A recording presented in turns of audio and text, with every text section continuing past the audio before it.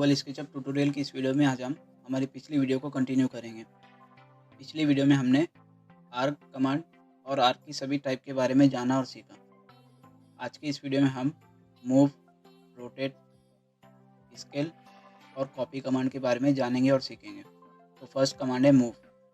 तो आपको इस कमांड को माउस के ज़रिए एक्टिवेट करना है। कमांड एक्टिवेट करने के बाद आपको जिस भी ऑब्जेक्ट को मूव करना है उस ऑब्जेक्ट को माउस के ज़रिए सिलेक्ट करना है। तो आप जब किसी भी ऑब्जेक्ट पर माउस के लेफ्ट बटन को प्रेस करेंगे तो वो ऑब्जेक्ट सिलेक्ट हो जाएगा। देन नेक्स्ट आप अपने रिक्वायरमेंट के मुताबिक जहाँ पर भी इस ऑब्जेक्ट को मूव करना चाहते हो उस जगह पर सेकेंड पॉइंट को स्पेसिफाई करके मूव कर सकते हो। तो इस तरह से आप मूव कमांड का यूज़ करते हुए किसी भी ऑब्जेक्ट को मूव कर सकते हो। तो ये थी मूव कमांड। नेक्स्ट कमांड है कॉपी। कॉपी कमांड का यूज़ आप जब भी मूव कमांड एक्टिवेट करेंगे उसी वक्त कॉपी कमांड का भी यूज़ होता है। तो उसे करने के लिए आपको मूव कमांड एक्टिवेट करने के बाद किसी भी ऑब्जेक्ट को सिलेक्ट करना है। ऑब्जेक्ट सिलेक्ट करने के बाद आप जब उस ऑब्जेक्ट को माउस के ज़रिए ड्रैग करेंगे तो ड्रैग करते वक्त ही आपको कीबोर्ड पर दिए हुए कंट्रोल बटन को प्रेस करना है। कंट्रोल बटन को प्रेस करते ही जिस भी ऑब्जेक्ट को आप मूव कर रहे हैं उस ऑब्जेक्ट पर कॉपी कमांड अप्लाई होंगी। देन नेक्स्ट आप अपने रिक्वायरमेंट के मुताबिक जहाँ पर भी आपको इस ऑब्जेक्ट की कॉपी चाहिए उस एरिया में पॉइंट स्पेसिफाई करके उस ऑब्जेक्ट को कॉपी कर सकते हो। तो इस तरह से आप मूव कमांड एक्टिवेट करने के बाद भी मूव भी कर सकते हो और कंट्रोल प्रेस करने के बाद उस ऑब्जेक्ट को कॉपी भी कर सकते हो। और दोस्तों, अगर आपको मल्टीपल कॉपीज़ अगर किसी ऑब्जेक्ट की करनी है तो आपको मूव कमांड एक्टिवेट करने के बाद उस ऑब्जेक्ट को सिलेक्ट करना है। देन नेक्स्ट ड्रैग करते वक्त कंट्रोल प्रेस करते हुए इस ऑब्जेक्ट को कॉपी करना है। कॉपी करने के बाद आप जब यहाँ पर मेजरमेंट टूल बार में आपको इस ऑब्जेक्ट की जितनी भी कॉपी चाहिए उस वैल्यू को स्पेसिफाई करने के बाद फ्लैश प्रेस करके इंटर प्रेस करेंगे तो जितने भी आपने नंबर स्पेसिफाई किए उस ऑब्जेक्ट की उतनी कॉपी आपको यहाँ पर दिखाई देंगी। तो इस तरह से आप मल्टीपल कॉपीज़ किसी भी ऑब्जेक्ट की कर सकते हो। अब दोस्तों, मुझे इस ऑब्जेक्ट को Z डायरेक्शन में कॉपी करना है। तो उसे करने के लिए आपको फिर से मूव कमांड एक्टिवेट करना है। कमांड एक्टिवेट करने के बाद उस ऑब्जेक्ट को सिलेक्ट करना है। सिलेक्ट करने के बाद आप जब माउस को ड्रैग करेंगे तो कंट्रोल प्रेस करना है। कंट्रोल प्रेस करने के बाद तो अब मुझे ये ऑब्जेक्ट Z एक्सिस पर चाहिए। तो मैं इसे Z एक्सिस पर कॉपी करने के लिए कीबोर्ड पर दिए हुए आप एरो को जैसे ही प्रेस करूँगा तो ये Z एक्सिस पर हमें लोकेशन लाइन शो करेगा।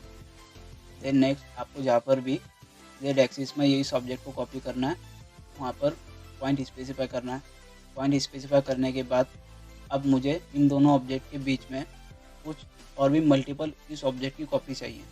तो आपको यहाँ पर जितने भी कॉपीज़ चाहिए मेजरमेंट टूल में उन कॉपीज़ के नंबर को टाइप करना है। टाइप करने के बाद आपको स्लैश प्रेस करना है। देन नेक्स्ट इंटर प्रेस करते ही आपने जितने भी नंबर ऑफ़ कॉपीज़ स्पेसिफाई की थी उसी हिसाब से यहाँ पर इस ऑब्जेक्ट की कॉपीज़ बनेंगी। तो इस तरह से आप किसी भी ऑब्जेक्ट की किसी भी एक्सिस पर मल्टीपल कॉपीज़ बना सकते हो। तो दोस्तों, अभी तक हमने जितने भी ऑब्जेक्ट कॉपी किए हैं वो फर्स्ट ऑब्जेक्ट और लास्ट ऑब्जेक्ट के बीच में हमने जितने भी नंबर ऑफ़ कॉपी स्पेसिफाई किए थे उसके हिसाब से फर्स्ट ऑब्जेक्ट और लास्ट ऑब्जेक्ट के बीच में हमें वो नंबर्स ऑफ कॉपी यहाँ पर दिखाई दे रही है। लेकिन अगर हमें फर्स्ट ऑब्जेक्ट और सेकेंड ऑब्जेक्ट के बाद में जितने भी कॉपीज़ चाहिए वो सेकेंड ऑब्जेक्ट के बाद में थर्ड ऑब्जेक्ट, फोर्थ ऑब्जेक्ट ऐसे चाहिए। तो उसे करने के लिए आपको पहले इस 3D ऑब्जेक्ट को सिलेक्ट करना है। और गूगल स्केचअप में आप दो तरीके से किसी भी 3D ऑब्जेक्ट को सिलेक्ट कर सकते हो। फर्स्ट, आपको कहीं पर भी व्यूपोर्ट में माउस के लेफ्ट बटन को प्रेस करना है। देन नेक्स्ट अगर आप माउस को ड्रैग करेंगे तो ये हमें कुछ इस तरह से सिलेक्शन एरिया दिखाई देगा। इस सिलेक्शन एरिया में जितने भी ऑब्जेक्ट यहाँ पर आएंगे वो सिर्फ उन्हें ही सिलेक्ट करेगा। और अगर आप माउस के ज़रिए किसी भी ऑब्जेक्ट पर सिंगल लेफ़्ट क्लिक करेंगे तो वो इस सरफेस को सिलेक्ट करेगा। और अगर आप डबल क्लिक उस ऑब्जेक्ट पर करेंगे तो वो इस सरफेस के साथ इस सरफेस की जो बाउंड्री है उसे भी सिलेक्ट करेगा। और अगर आप ट्रिपल क्लिक करेंगे तो ये जितना भी 3D ऑब्जेक्ट है ये इसे पूरी तरह से कम्प्लीटली सिलेक्ट करेगा। तो इस तरह से आपको किसी भी 3D ऑब्जेक्ट को सिलेक्ट करने के लिए माउस को उस ऑब्जेक्ट पर ट्रिपल क्लिक करना है। ट्रिपल क्लिक करते ही वो 3D ऑब्जेक्ट पूरी तरह से सिलेक्ट हो जाएगा। सिलेक्ट करने के बाद आपको मूव कमांड एक्टिवेट करना है। मूव कमांड एक्टिवेट करने के बाद अब हम इसे स्टेयरकेस में कन्वर्ट करेंगे। स्टेयरकेस में कन्वर्ट करने के लिए हमें इसे कॉपी करना है। कॉपी करने के लिए आपको कंट्रोल प्रेस करना है। कंट्रोल प्रेस करने के बाद आपको इसे सेकेंड स्टेप पर कॉपी करना है। कॉपी करने के बाद अब हमारे पास 2 स्टेप्स है, लेकिन हमें यहाँ पर 10 स्टेप चाहिए। तो इसे 10 स्टेप में मल्टीपल कॉपी करने के लिए आपको यहाँ पर मेजरमेंट टूल में स्टार प्रेस करने के बाद आपको जितने भी कॉपीज़ यहाँ पर चाहिए उस नंबर ऑफ़ कॉपीज़ को यहाँ पर स्पेसिफाई करना है। नंबर ऑफ़ कॉपीज़ स्पेसिफाई करने के बाद आप जैसे इंटर प्रेस करेंगे तो आपके सेकेंड ऑब्जेक्ट के बाद में जितने भी आपने नंबर ऑफ़ कॉपी स्पेसिफाई किए थे उसी हिसाब से ये ऑब्जेक्ट कॉपी होंगे। तो इस तरह से आप नंबर ऑफ़ कॉपी स्पेसिफाई करने के बाद स्लैश बटन के ज़रिए जो आपके स्टार्ट और एंड ऑब्जेक्ट होगा उसके बीच में नंबर ऑफ़ कॉपी आपने जो स्पेसिफाई की थी उस ऑब्जेक्ट को कॉपी कर सकते हो। और अगर आप मेजरमेंट टूल में स्टार प्रेस करने के बाद जो नंबर ऑफ़ कॉपी स्पेसिफाई करेंगे तो आपका जो फर्स्ट और सेकंड ऑब्जेक्ट होगा उस सेकंड ऑब्जेक्ट के बाद में जितने भी आपने नंबर्स ऑफ़ कॉपी स्पेसिफाई की थी वो number of copy second object के बाद में कॉपी होंगी। तो इस तरह से आप इन दोनों प्रोसेस को यूज़ करते हुए किसी भी ऑब्जेक्ट को कॉपी कर सकते हो। तो ये थी कॉपी कमांड। अब दोस्तों हमने मूव कमांड के ज़रिए एक सरफेस को मूव किया था और अभी हम इस 3D ऑब्जेक्ट को मूव कमांड के ज़रिए मूव करेंगे। तो इसे मूव करने के लिए आपको मूव कमांड एक्टिवेट करना है। मूव कमांड एक्टिवेट करने के बाद आपको इसे माउस के ज़रिए सिलेक्ट करना है और आप जब भी इस 3D ऑब्जेक्ट पर कहीं पर भी माउस के लेफ्ट बटन को प्रेस करेंगे तो आपने जहाँ पर भी इस 3D ऑब्जेक्ट पर माउस के लेफ्ट बटन को प्रेस किया है वो सिर्फ उस 3D ऑब्जेक्ट के उस सरफेस को ही सिलेक्ट करेगा जहाँ पर आपने लेफ्ट बटन को प्रेस किया। देन नेक्स्ट अगर आप माउस को ड्रैग करेंगे तो ये इस 3D ऑब्जेक्ट को स्ट्रेच करने का काम करेगा, ना कि मूव। तो अगर आप मूव कमांड का यूज़ करते हुए किसी 3D ऑब्जेक्ट को मूव करते हो और उस 3D ऑब्जेक्ट को आपने सिलेक्ट किया है तो वो उसे स्ट्रेच करने का काम करेगा, ना कि मूव करने का। तो इसे मूव करने के लिए आपको कमांड एक्टिवेट करने से पहले इस 3D ऑब्जेक्ट को माउस पर दिए हुए लेफ्ट बटन को ट्रिपल प्रेस करके इस 3D ऑब्जेक्ट को सिलेक्ट करना है। सिलेक्ट करने के बाद आपको मूव कमांड एक्टिवेट करना है। कमांड एक्टिवेट करने के बाद आपको इस ऑब्जेक्ट पर बेस पॉइंट स्पेसिफाई करना है।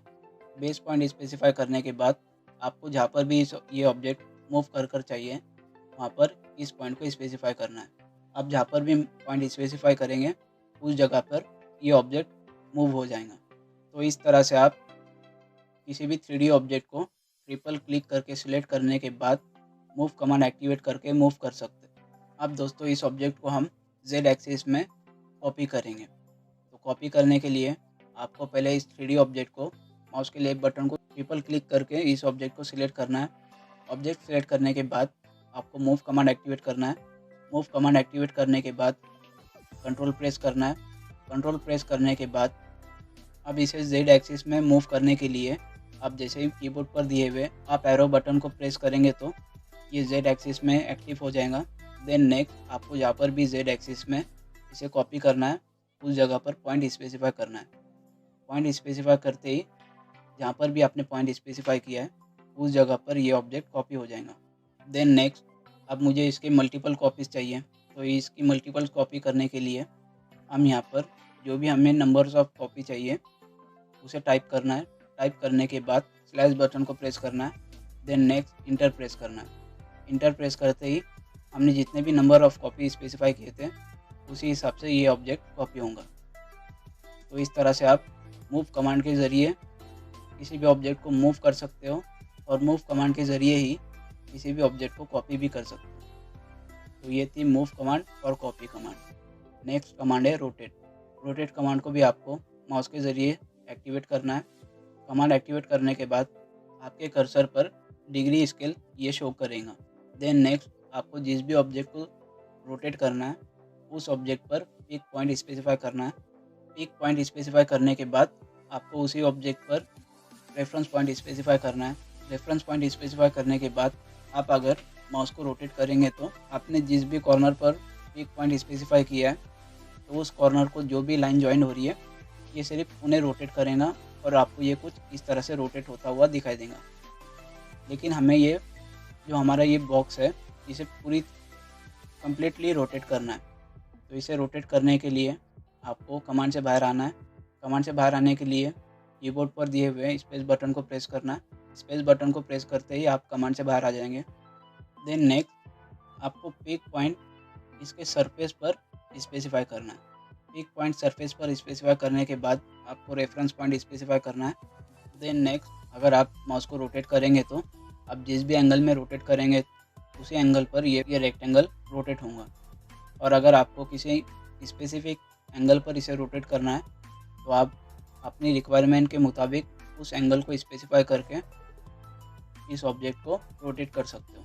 तो इस तरह से आप किसी भी सरफेस को रोटेट कमांड के ज़रिए रोटेट कर सकते हो। देन नेक्स्ट अब हम रोटेट कमांड के ज़रिए इस 3D ऑब्जेक्ट को रोटेट करेंगे। तो इसे रोटेट करने के लिए आपको फिर से रोटेट कमांड एक्टिवेट करना है। कमांड एक्टिवेट करने के बाद आप अगर इस 3D ऑब्जेक्ट के किसी भी सरफेस पर पॉइंट स्पेसिफाई करेंगे तो वो सिर्फ इस सरफेस को ही रोटेट करेगा और ये कुछ इस तरह से हमें दिखाई देगा। लेकिन हमें इस पूरे 3D ऑब्जेक्ट को रोटेट करना है। तो इसे करने के लिए आपको कमांड से बाहर आना है। कमांड से बाहर आने के बाद आपको इस ऑब्जेक्ट को माउस के ज़रिए ट्रिपल क्लिक करके सिलेक्ट करना है। ट्रिपल क्लिक करते ही ये 3D ऑब्जेक्ट पूरी तरह से सिलेक्ट हो जाएगा। देन नेक्स्ट आपको रोटेट कमांड एक्टिवेट करना है। कमांड एक्टिवेट करने के बाद आप अगर इस ऑब्जेक्ट के किसी भी सरफेस पर माउस को लेकर जाएंगे तो जो हमारी डिग्री स्केल है उसका कलर चेंज होगा। अगर आप इसे वाई एक्सिस में लेकर जाएंगे तो ये आपको ग्रीन कलर की दिखाई देंगी। और अगर आप इसके टॉप पर कर्सर लेकर जाएंगे तो ये आपको ब्लू कलर का शो करेगा जो कि जेड एक्सिस है। और अगर आप साइड फेस पर कर्सर लेकर जाएंगे तो ये आपको एक्स एक्सिस में दिखाई देगा जो कि रेड कलर का होता है। तो आप जैसे ही एक्स एक्सिस पर इस सरफेस में कोई पॉइंट स्पेसिफाई करेंगे तो ये कुछ इस तरह से सिर्फ एक्स एक्सिस में ही रोटेट होगा। और अगर आप इसके टॉप पर पॉइंट स्पेसिफाई करेंगे तो ये कुछ इस तरह से जेड एक्सिस के अकॉर्डिंग रोटेट होगा। देन नेक्स्ट अगर आप इस फेस पर पॉइंट स्पेसिफाई करने के बाद इसे रोटेट करेंगे तो ये वाई एक्सिस में कुछ इस तरह से रोटेट होगा। तो इस तरह से आप जिस भी सरफेस पर पॉइंट स्पेसिफाई करेंगे और जिस भी एक्सिस का ये सरफेस होगा उस एक्सिस के अकॉर्डिंग इस 3D ऑब्जेक्ट को आप रोटेट कर सकते हो। तो ये थी रोटेट कमांड जिसके बारे में हमने जाना और सीखा। देन नेक्स्ट कमांड है स्केल। स्केल कमांड को समझने के लिए हम यहाँ पर एक 5 फीट बाय 5 फीट का एक स्क्वायर बनाएंगे। स्क्वायर बनाने के बाद आप चाहे तो इसकी डायमेंशन भी चेक कर सकते हो। डायमेंशन चेक करने के लिए आपको यहाँ पर मेजरमेंट टूल पर जाना है जिसमें आपको डायमेंशन का ऑप्शन मिलेगा। देन नेक्स्ट आप इस कमांड को एक्टिवेट करके इस ऑब्जेक्ट की डायमेंशन चेक कर सकते हो। तो ये हमें शो कर रहा है 5 फीट बाय 5 फीट। लेकिन दोस्तों मुझे ये 10 फीट बाय 10 फीट का स्क्वायर चाहिए। तो इसे 10 फीट बाय 10 फीट का स्क्वायर करने के लिए हमें स्केल कमांड का यूज़ करना है। स्केल कमांड एक्टिवेट करने से पहले हम इस ऑब्जेक्ट को डबल क्लिक करके सिलेक्ट करेंगे। सिलेक्ट करने के बाद आपको यहाँ पर स्केल कमांड का ऑप्शन मिलेगा जिसे आप माउस के ज़रिए एक्टिवेट कर सकते हो। कमांड एक्टिवेट करने के बाद ये ऑब्जेक्ट कुछ हमें इस तरह का दिखाई देगा। तो इसमें जो ग्रीन कलर के स्क्वायर है ये ग्रिप पॉइंट होते हैं। और अगर आप किसी भी कॉर्नर के ग्रिप पॉइंट को सिलेक्ट करने के बाद इसे ड्रैग करेंगे तो आप जितना भी ड्रैग करेंगे उसी हिसाब से आपको यहाँ पर डायमेंशन भी चेंज होती हुई दिखाई देंगी। देन नेक्स्ट हमें इसे 10 फीट बाय 10 फीट का करना है। तो हम यहाँ पर स्केल फैक्टर में इसे 2 से स्केल करना होगा। तो आप जैसे ही 2 टाइप करने के बाद इंटर प्रेस करेंगे तो ये कुछ इस तरह से हमें स्केल होकर दिखाई देगा। और डायमेंशन भी हमें यहाँ पर 10 फीट बाय 10 फीट शो हो रही है। तो इस तरह से आप किसी भी ऑब्जेक्ट को स्केल कर सकते हो। और दोस्तों अगर आप इसके सेंटर ग्रिड पॉइंट को सिलेक्ट करने के बाद ड्रैग करेंगे तो करीब इसकी एक्साइटी बढ़ेगी। और अगर आप इसे 2 से स्केल करेंगे तो ये आपको 20 फीट बाय 10 फीट का एक रेक्टेंगल दिखाई देगा। इस तरह से आप ग्रिड पॉइंट का यूज़ करते हुए किसी भी डायरेक्शन में किसी भी लेंथ को स्केल कर सकते हो। तो अभी हमने जो स्केल किया है वो एक सरफेस को किया है। लेकिन अगर आपके पास कोई 3D ऑब्जेक्ट है और अगर आप उसे स्केल करते हो तो आपको स्केल करने से पहले उस 3D ऑब्जेक्ट को सिलेक्ट करना है। सिलेक्ट करने के बाद आपको स्केल कमांड एक्टिवेट करना है। कमांड एक्टिवेट करते ही इस ऑब्जेक्ट की जितनी भी फेस है उस फेस पर आपको कुछ इस तरह की ग्रीन ग्रिप पॉइंट दिखाई देंगे। देन नेक्स्ट, अगर आप इसके कॉर्नर पॉइंट को सिलेक्ट करके ड्रैग करेंगे तो इसके सभी फेस स्केल होंगे। और अगर आप इसके सेंटर पॉइंट को सिलेक्ट कर ड्रैग करेंगे तो ये स्ट्रेच करने का काम करेगा। तो इस तरह से आप ग्रिप पॉइंट का यूज़ करते हुए किसी भी फेस या 3D ऑब्जेक्ट को स्केल कर सकते हो। आप जिस भी ग्रिप पॉइंट को सिलेक्ट कर ड्रैग करेंगे उसी ग्रिप पॉइंट के हिसाब से ये ऑब्जेक्ट स्केल होंगे। तो ये थी स्केल कमांड जिसके बारे में हमने जाना और सीखा। तो आज की इस वीडियो में बस इतना ही। मिलते हैं आपसे अगली वीडियो में।